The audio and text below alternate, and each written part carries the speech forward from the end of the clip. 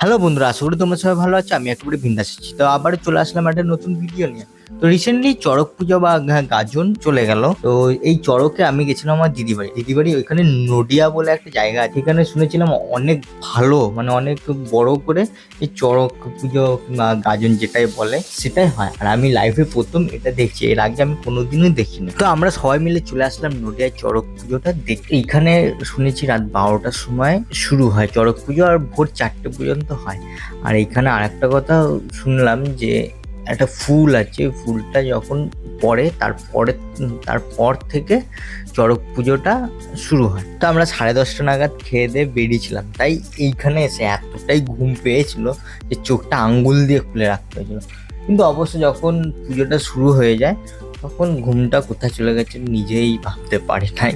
সত্যি বলতে এদের অনেক সাহস আছে, আর একটা ঠাকুর বলে পজিটিভ জিনিস বলে আছে, তার জন্য এরা এইসব করতে পারে, না হলে এগুলো কোনোদিনই সম্ভব হয় না।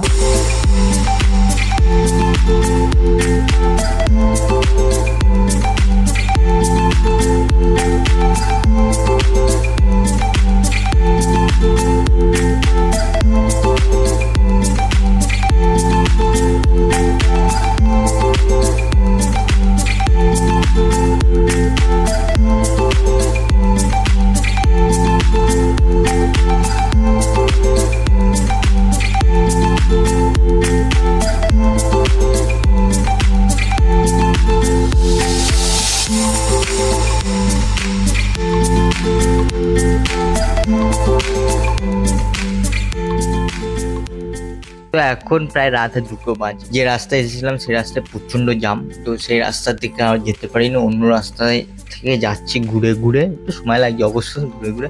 আর ঠান্ডা ঠান্ডা হাওয়া দিচ্ছে, মনে হচ্ছে এখানেই ঘুমিয়ে পড়ি। ভিডিওটা এখানেই শেষ করছি। আশা করি তোমাদের ভিডিওটা ভালো লেগেছে। ভালো লাগলে অবশ্যই লাইক, কমেন্ট এন্ড শেয়ার করবে। টাটা।